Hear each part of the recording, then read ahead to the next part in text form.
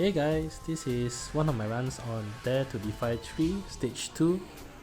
This party is centered around Seed Rains because inside Seed Rains PT mode, you can use his EX to dispel the enemy buffs and cleanse your party debuffs when the bosses hit 49%. This means that you really only need one sort of dispel at the start, which I use the Paine LD call for, and then you can then just rely on Seed Rains to handle the 49% buff and debuffs. The other two party members are really very flexible. I did also do this run, the exact same run with Seed Rains and Kurasame and Penelo, but in the end I opted for this party because my Squall does not have PT, so I thought why not just use him here. Full disclaimer though, this is not the party that I lock in stage 2. I will also upload another run where I actually use Celeste to solo this stage in Dare to Defy 3.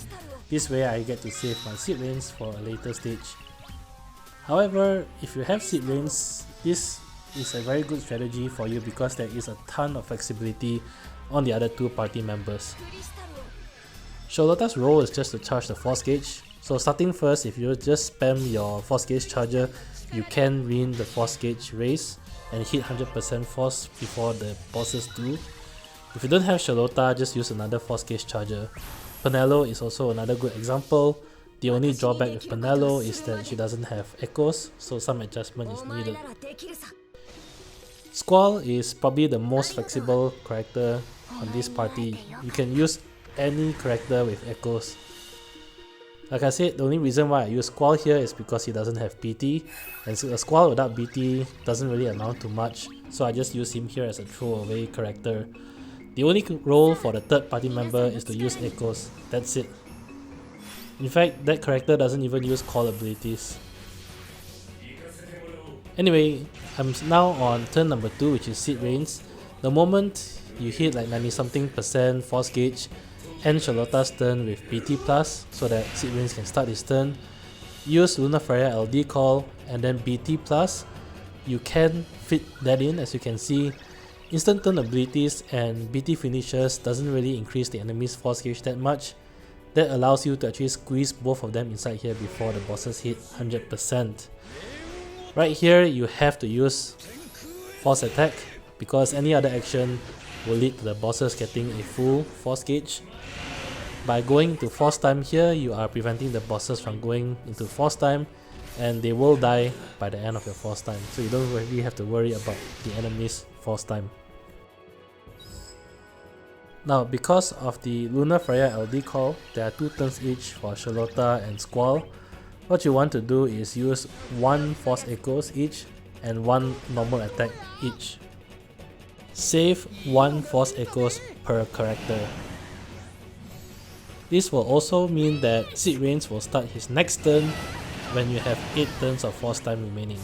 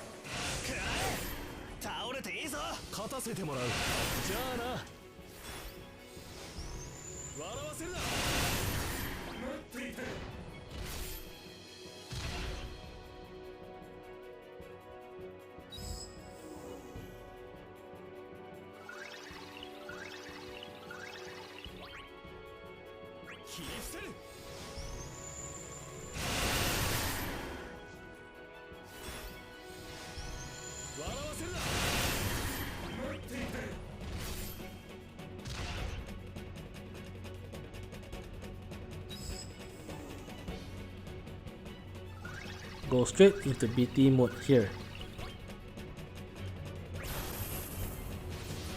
Now the biggest adjustment that you need to make in Rain's PT mode in this fight is you need to save his EX as the final attack, and you need to make sure that his force attack, which is your second last ability that you use, brings both bosses to at least 49% or below. If any of the bosses are 50% health or above after Sid Reigns' force attack here, then your run is a failure and you need to restart your run. Because of this, it is very important to have ultimate weapons, at least on Sid Reigns. All my characters do have a 5/5 ultimate weapon, but Sid Reigns obviously is the most important character here. If you have trouble hitting the 49% threshold, you can swap Squall for either Kurosame FRBT, Terra FRBT, or Garnet FRBT. Garnet's FRBT is probably the best choice if you're really struggling on damage here, because with Garnet in the party, she will unleash her off-turn attack every 4 turns, and that will be of great help in hitting the 49% threshold. With Garnet, it shouldn't be any issue hitting the threshold, but like I said, I wanted to use Squall so that I can save the other characters for later. And this also shows that if you do have enough ultimate weapons, the third character, Squall in this case, doesn't really matter as long as they have some sort of echoes. This is the attack right here. On this attack, both bosses need to be at least 49% health or below after this. Like I said, if it's not, then you have to reset the fight.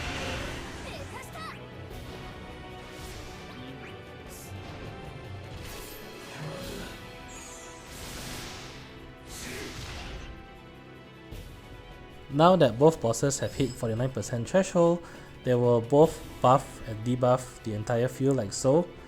You can get rid of all these buff and debuffs simply by hitting Sid Reigns' EX here.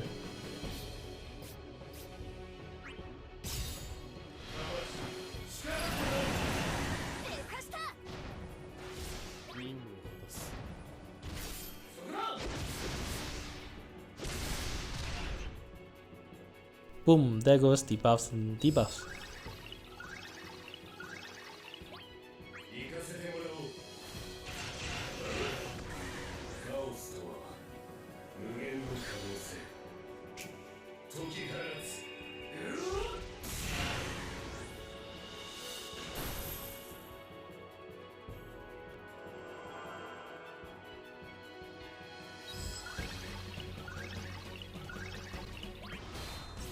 Popping summon here allows you one additional nuke, and the rest of the fight is a cakewalk because all 3 characters still has one more echoes ability left. So this one turn of force time actually lasts pretty long, and at 951% you will absolutely melt the bosses here. And Sid Reigns will have his echoes at the end, which together with his PT aura, seraphic charge, is actually quite a lot of additional damage. So as long as you manage to hit the 49% threshold with the force attack inside Reigns' PT mode, the rest of the fight is pretty much a cakewalk here.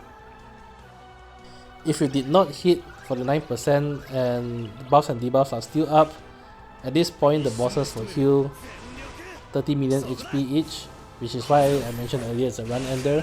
However, since you've cleansed the buffs and debuffs in Sid Reigns' EX, the healing doesn't happen and the boss actually will debuff themselves.